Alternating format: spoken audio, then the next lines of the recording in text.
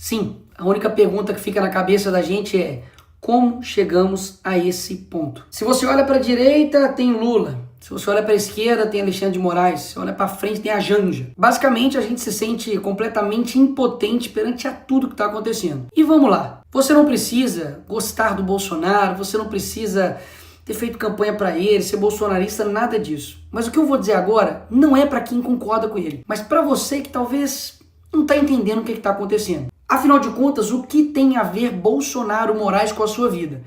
Eu vou te explicar. Basicamente, nós temos hoje um cenário em que um ex-condenado é presidente da República e um ex-presidente da República pode se tornar um condenado. E mesmo que você tenha suas divergências com o Bolsonaro, vai aqui alguns pontos para você pensar. Não precisa concordar não, mas pensa aí. Ele nesse momento está proibido de falar com embaixadores, proibido de usar rede social, sofreu busca e apreensão na sua casa, encontraram aí incríveis $14 mil, usando tornozeleira eletrônica e é obrigado a ficar em casa do 19 às 7 horas da manhã. E está proibido de falar com o próprio filho, Eduardo. Aí vem os meus pontos. Alguém que roubou a INSS, que foram bilhões, está usando tornozeleira eletrônica? Você já viu algum traficante, estuprador, alguém aí que roubou bilhões às estatais, ficando impossibilitado de conversar com seu próprio filho? Ou seja, o script é o mesmo. E quando você entender que nós não estamos em uma democracia, você vai entender o porquê o que estão fazendo com o Bolsonaro afeta também a sua vida. Porque afinal de contas, se eles estão fazendo isso com o ex-presidente da República, o cara basicamente mais popular do Brasil, o que eles não vão fazer com você? Que é digamos, um mero cidadão. Pastor, um estudante, uma pessoa que tem opiniões na rede social, você que é jornalista, empresário, e aí? O que vai acontecer com você? Vamos colocar mais uma vez aqui os pingos nos is. Bolsonaro, como alguns eu ouvi falar aí da esquerda, não está sendo condenado pelo que ele fez na pandemia. Não. Ele não está sendo condenado por corrupção. Não. Ele literalmente está sendo condenado por uma tentativa de golpe. Ele é a pessoa que está despontando nas pesquisas eleitorais como primeiro lugar contra o Lula. Ou seja, será mesmo que eles estão preocupados com a democracia? Pausa. O Lula que recebe ditador aqui no Brasil, como Nicolás Maduro? Ou será que eles estão preocupados em tirar a oposição para poder vencer as eleições? Hein? O que você acha? Isso literalmente aconteceu na Venezuela e através do STF. Ou seja, a Suprema Corte de lá faz exatamente o que a Suprema Corte daqui está fazendo, especificamente na figura do Alexandre de Moraes. Me parece que no Brasil não tem mais nada mais importante para poder se combater, sei lá, tipo crime organizado. Afinal de contas, Comando Vermelho, PCC e todos os outros que estão aí, estão literalmente destruindo a vida de pessoas, matando, roubando, sequestrando. Mas a preocupação principal da nossa Suprema Corte, nossa Polícia Federal, pelo visto, é uma pessoa que, enfim, tentou dar um golpe lá dos Estados Unidos, em EAD, virtual. Ainda fizeram uma manchete como se $14 mil na casa dele fosse uma coisa, assim, absurda. Ai, bicho, eu sou crente, eu não posso xingar. Mas a vontade que dá de falar, velho, vai pra... Porque nós tivemos agora, na história recente do Brasil, corruptos com malas e malas e malas de dinheiro na casa. E o que aconteceu com esses caras? É isso mesmo, nada. Pessoas que foram condenadas por 400 anos, como o Sérgio Cabral, tá agora sendo influenciador no Rio de Janeiro, gravando um videozinho. Então, peraí, você não precisa gostar do Bolsonaro, não. Mas, pô, falar comigo que o que tá sendo aí possível de condenação dele, 43 anos de cadeia, é algo razoável? Fazer isso daqui com uma pessoa só porque aí tem vários indícios, possibilidades de golpe, que, convenhamos aqui, teve uma arma apreendida. As pessoas que estavam lá, sei lá, a faixa etária era de 50 a mais. É óbvio que é errado, já deixei claro várias vezes aqui, errado quebrar, errado depedrar, e as pessoas têm que pagar por isso. Agora, meter 17 anos em um cara que pegou lá a bola do Neymar autografada, 17 anos, galera. Você pode achar que isso é mentira, mas não, pesquisa aí, duvida do Nicolas. A Débora, que com um batom escreveu perdeu o mané. Então essas mesmas pessoas que estão usando a palavra democracia para poder aplicar penas desproporcionais a cidadãos comuns, que nunca cometeram um crime antes na vida deles, vão até a casa do Bolsonaro e quer pintar nele um crime de golpe de Estado. Sabe o que é golpe? Golpe é lavar dinheiro, é quebrar estatal, é desviar bilhões de reais. Isso sim é golpe. Sabe o que é golpe? É um juiz que não teve uma caramba de um voto, que não é representante de ninguém e não tem legitimidade para poder tomar as decisões, tomar todas as decisões do Brasil. Ou você não sente isso? De que tudo o Alexandre de Moraes decide. E um ponto importantíssimo, tudo isso aconteceu um dia depois do Donald Trump mandar uma carta assinada por ele em apoio ao Bolsonaro, deixando claro que as perseguições, que tudo que está acontecendo com ele é uma injustiça, é caixas bruxas e, obviamente, poxa, estão fazendo isso para poder tirar ele das eleições. E nessa parte, a esquerda me vem com: ai, e a soberania do Brasil, Nicolas, e a soberania do Brasil? Eu concordo que, óbvio, o Brasil precisa, sim, ser soberano. Mas o que soberania significa, criatura? Significa que o país possa ter autonomia sobre suas decisões. E até aí tudo bem. O Brasil está dando um exemplo de como não ser diplomático, né? Porque eu não sei se você sabe, mas os Estados Unidos não é uma economia que você pode falar: quer saber, não quero ver você. Porque antes da campanha, o Lula falava que com uma cerveja e uma conversa de bar resolveria uma guerra. E agora não está conseguindo resolver uma questão de tarifa. Só para lembrar aí.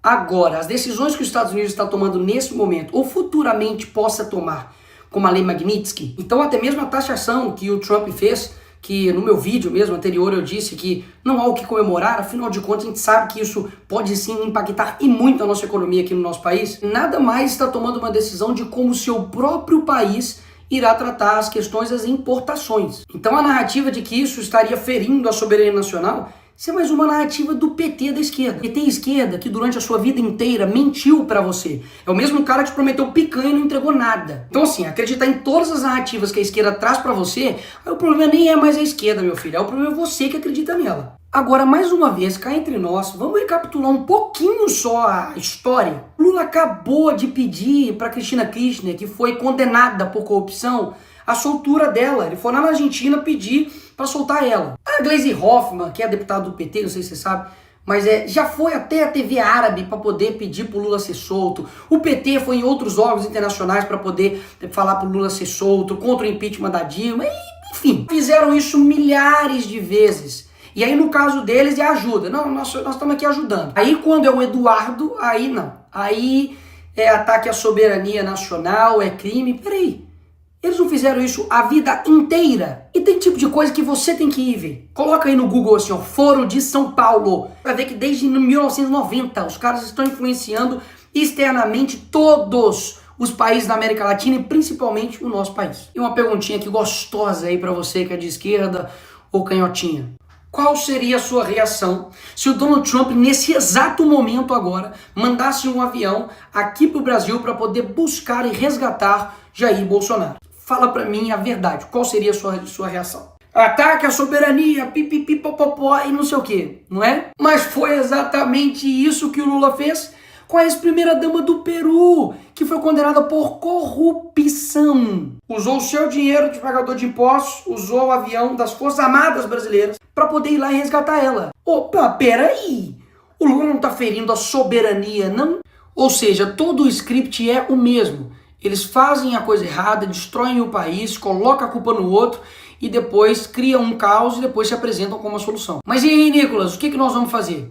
Aqui você chega na parte final, mas não menos importante do vídeo. Não, nós não estamos vivendo em uma democracia. Então, vamos partir daí. Em uma democracia normal, o Senado iria colocar freios e contrapesos com o STF. O STF seria uma corte não política, mas uma corte que iria zelar pela nossa Constituição. E o Congresso iria elaborar suas leis, ver o que é melhor para o país e, enfim, também poder fazer emendas à Constituição para poder também frear os poderes dos outros demais poderes. Mas não é esse Brasil que a gente vive. Então esperar de mim ou dos outros deputados que a gente faça algo dentro da regra do jogo que irá mudar um jogo que eles não seguem a regra do jogo, é loucura imaginar essa forma. E eu tenho um exemplo aqui perfeito para poder te dar. No caso, por exemplo, do IOF, que houve um aumento de imposto pelo PT, claro, e Haddad, o Congresso viu isso e falou, vamos derrubar. E nós derrubamos. O que o Lula fez? Foi lá e derrubou a nossa decisão.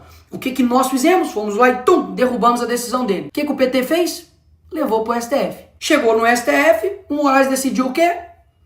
IOF, tá tudo bem, vai rolar. Ou seja, é como se eu fosse um jogador, fui lá no jogo, fiz 3 gols.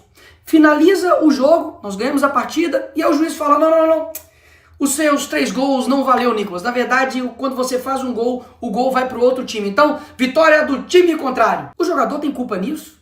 Ele tem culpa de que um juiz está extrapolando por completo a sua competência? Não é falta de competência, de vontade, nem de garra, nem de luta de nenhum dos jogadores. Basicamente porque nós temos um juiz que tem superpoderes. Rui Barbosa poderia ressuscitar e defender que seja Bolsonaro ou a direita ou o Congresso ou o Parlamento, que não resolveria. Então é isso, Nicolas. Nós temos uma ditadura e lascou. Não. Mas tem uma coisa valiosa que eu aprendi com o Olavo, que é o seguinte: quando a sua ânsia de agir é maior do que a sua ânsia de entender, a sua ação sempre vai ser incompreensível. Toda tirania, ela vai dobrando a aposta. E eu confesso que eu estou extremamente preocupado com o nosso país. Basicamente, ou vai surgir um novo Brasil, ou a gente vai virar de fato Coreia do Norte. O que nós podemos fazer para poder mudar essa situação? O primeiro passo de fato é você entender. Entender de que existe uma pessoa, basicamente, que chama-se Alexandre de Moraes, que está desbalanceando a nossa democracia. Então, Nicolas, o que você sugere? Eu confesso que muitas das vezes eu não sei, mas uma coisa eu sei, que desistir, parar de lutar, parar de falar, parar de gravar vídeo, parar de comunicar com vocês,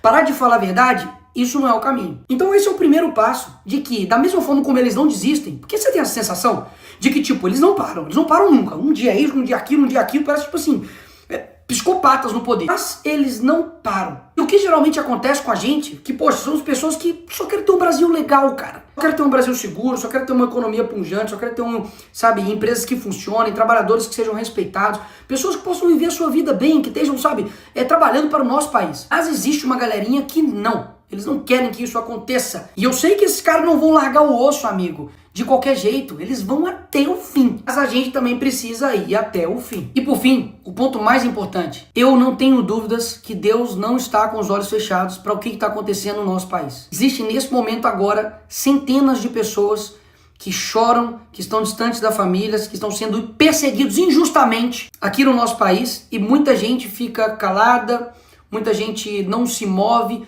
usa isso como um jogo político para poder, enfim, lutar pelos seus interesses. Mas eu não tenho dúvidas que podem ter juízes com muito poder, mas eles não têm todo o poder. Então eu te chamo agora não somente para poder tomar ação naquilo que de fato seja necessário. Seja, por exemplo, ir para a rua, seja, por exemplo, compartilhar um vídeo, seja, por exemplo, fazer a política no seu dia a dia, alcançar pessoas que nós não alcançamos, mas principalmente para que você tome uma decisão individual de você de fato se tornar uma pessoa mais próxima de Deus, para você ter um caráter mais parecido com Jesus e dessa forma você mudar o seu país. Porque tudo que eles mais odeiam é um país que se aproxima de Deus, de verdade, não somente de fala, mas de verdade. E muitas das vezes, quando a gente vê tudo isso acontecendo, a última coisa que a gente faz é orar. A gente reclama, xinga, enfim, faz vídeo, faz um monte de coisa, mas a última coisa que a gente faz é apresentar isso para quem realmente está no comando de tudo. E eu quero lembrar vocês de que os hebreus ficaram 400 anos escravizados no Egito. Deus levanta Moisés, ele enfrenta Faraó, vem praga, o povo sofre, depois ele abre o Mar Vermelho e finalmente Faraó é derrotado e o povo é liberto. O que eu quero dizer com isso é que existem coisas que a gente não tem condição de saber o que vai acontecer. Coisas que de fato são improváveis e que não estão no nosso controle. Mas o nosso dever é fazer o certo sem esperar que dá certo. Para melhorar, vai ter que piorar muito ainda. Mas eu quero muito saber como é a gente vencer esse pessoal.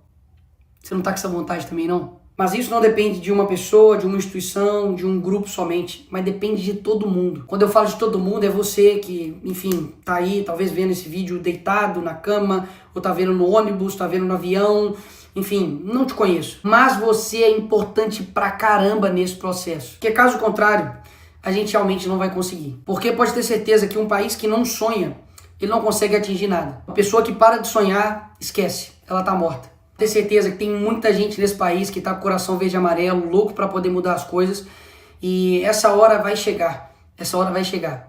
O sonho de um novo Brasil ainda tá vivo em mim. E eu não tenho dúvidas também que tá vivo em você. E pode ter certeza, o que tiver ao meu alcance a gente vai estar fazendo. A minha voz é a sua. Enfim, não desiste daí, que eu não também desisto daqui.